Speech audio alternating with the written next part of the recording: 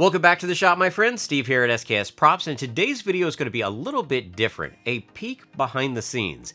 Usually you come to my channel, you have a video, you download the templates, you watch the video, you put it together, and you have your thing. But how did I create those templates?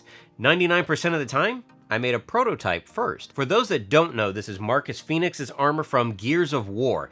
And Gears of War armor is extremely detailed. This is not my first jump into their universe. I actually made a full-scale Theron guard back to win TwitchCon 2017. And I figured if this is going to be a build that I'm going to put out on the channel, a prototype is a must because of everything that goes into it. Now, if you're just making a one-off, I'm not saying that you absolutely have to do this, but I'm making projects that lots of different people are putting together, and I try to make it as easy as possible. Prototyping is definitely one of those ways. Now, when it comes to a lot of the big builds that I did back in the day for competitions especially, they were all scratch built, one-offs. I didn't save my templates, and I wish I would have. That's actually one of the tips for later on. Now, when it comes to making these, that's one of the biggest questions that I have all the time is, Steve, how do you make your templates? How do you go about taking flat pieces of foam and creating this? To start off, I've been doing this for so long that I just kind of know how foam goes together. I can see a flat shape and realize what it's going to take to make a three-dimensional object out of it.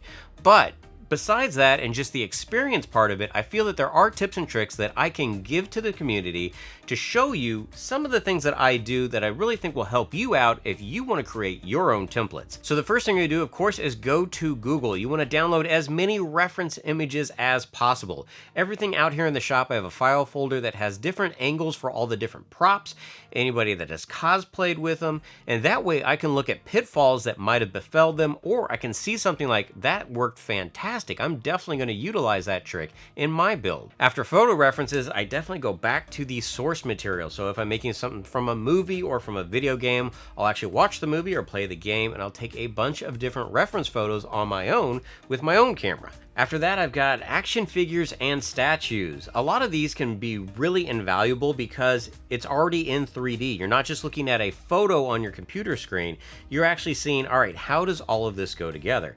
Now, this figure by NECA is extremely detailed. It may not be as detailed as the game files itself, but it does a fantastic job letting me know exactly how maybe parts of this are going to wrap around, and even though I may not be his size, it gives me a good idea for the overall shape of this armor. So for tip number 2, when it comes to working with action figures and working off my screen, I absolutely love to make my own custom rulers. Now with these, I'll take a piece of poster board and I'll put some hash marks on there. Every hash mark ends up being an inch or 2 inches, depending on the overall scale that I need. This allows me to go through an action figure like this and kind of figure out, all right, without having to figure all of these pieces out on my own, what's an approximate size that they would be. One of the most important tools I have in my shop is my set of foam rulers. I'll have these in a 4mm, 6mm, and 10mm. They'll be marked by the inch, and this is going to allow me to figure out the bulk of the pieces that I'm putting together. So let's say I wanted to make some forearm armor, and I've got my fabric tape measure here. It's going to come out to approximately 11 inches, but let's say I want to make the armor out of 6mm foam. It's not going to be 11 inches because of the thickness of the material itself.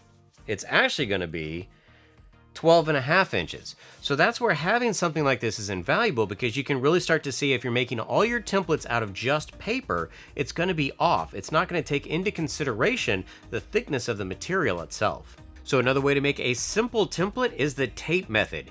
Now when it comes to Sandman here, this is a very complex shape for the back of this dome. I actually took an egg, covered it in tape, cut the tape off of it, and then scanned those pieces into my computer. I could then manipulate them to get not the shape of an egg, but the shape more of a dome. I could then refine that through all my poster board that I usually do to come up with the final version. Some people actually rip files from the game and then download those into programs like Pepakura, which for props is fantastic. And for armor and helmets, it works pretty good. I am absolutely terrible at Pepakura. I've tried numerous times. It's just easier for me to hand draw everything, but those that are out there that do it are very good at it. But the issue that you have is that sometimes armor and helmets are not really designed to fit a normal sized person. So sometimes it can be detrimental because it's overscaled to what you would think. So when I make my templates, I like to use poster board. Some people also use cardboard or scrap foam. I just prefer poster board because I like that it's nice and durable. I can draw on it easily, I can cut it easily, but I can also draw around it when it comes time to tracing my templates, and it has a really good feel. It's not like printer paper where I'm actually pressing in and I could distort the image. Next up, we have scaling a prop or a costume. If it's a prop, it's pretty easy on the computer. You can actually look at somebody's head or their hands and see, all right, this is approximately how big it is. You could even blow it up in Photoshop, print that out, and utilize that as a blueprint. If it's a costume, it's a little more difficult sometimes because not all characters are designed the same way. And what I like to utilize is, so I have my mannequin here, but this mannequin doesn't fit my body type. He's extremely thin and pretty lanky. That's why I have a duct tape dummy as well. This is duct tape filled with stuffing, and this is exactly my body type. So when it comes to like Marcus here, Marcus is built like a gorilla. He's gigantic. He's like 6'6", 280 pounds. He's extremely wide. The scale of his head compared to where his shoulders are at is not anatomically correct.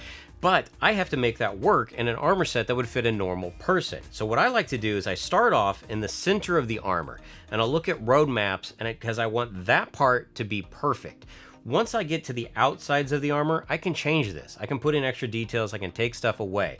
But if this is perfect in the middle, that's what's important. That also applies to the back of the armor. So like for this guy, the back of this armor set is extremely wide, like way wider than any normal person would be.